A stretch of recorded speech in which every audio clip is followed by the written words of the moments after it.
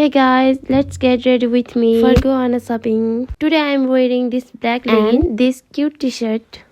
It's coming Saturday. Today खेलमा cycle आउन लागिरहेको छ नि, त्यही भएर म चाहिँ चौबन्दी चोली हेर्न जान लाग्यो। बाहिर त एकदमै जाडो छ, त्यही भएर यति मात्र लाएर जान सकिँदैन। So I am wearing this pea coat. अब आफूलाई साइकल नाच्न नआए पनि जान त पर्यो। म चाहिँ अब लाग्यो है त मेरो रुमदेखि। एन्ड मिट माई मुइया अस्मिता म्याम। अब उहाँ र म लाग्यौँ असनतिर। खासमा चाहिँ उहाँको ग्रेजुएसनको लागि पनि साडी हेर्न थियो, द्याट्स वाइ हामी दुईजना असनतिर लाग्यौँ। हामी चाहिँ साडी हेर्न थाल्यौँ पालै पालो। कति धेरै राम्रो राम्रो कलेक्सन थियो। ग्रेजुएसन चाहिँ उहाँको भए पनि साडीहरू लाएर कस्तो देखिन्छ भनेर चाहिँ मैले देखाएको थिएँ उहाँलाई। यसमा भन्नुपर्दा I love sari and kurtas. तर जो छोरी मान्छेलाई पनि कुर्ता र साडीले त एकदमै धेरै नै राम्रो देख्छ जस्तो लाग्छ मलाई। तर अब राम्रो देख्छ भन्दैमा सधैँभरि लाउन त अलिकति सकिँदैन नि त।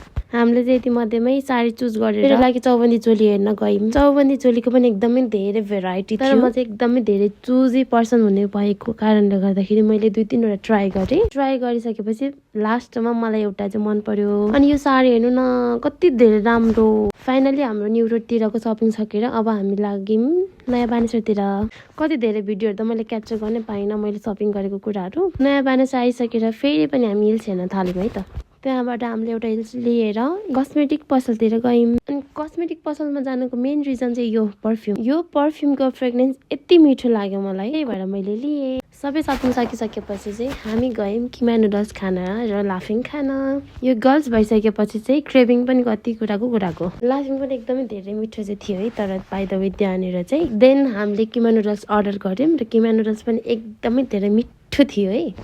यो मिनी भ्लग बनाउनै यति धेरै गाह्रो छ, झन् युट्युब च्यानलमा त कति धेरै गाह्रो होला कि है। ओके, आजलाई यति नै मेरो भ्लग। By by. त्यसपछि म घर फर्केँ। Bye bye, good night.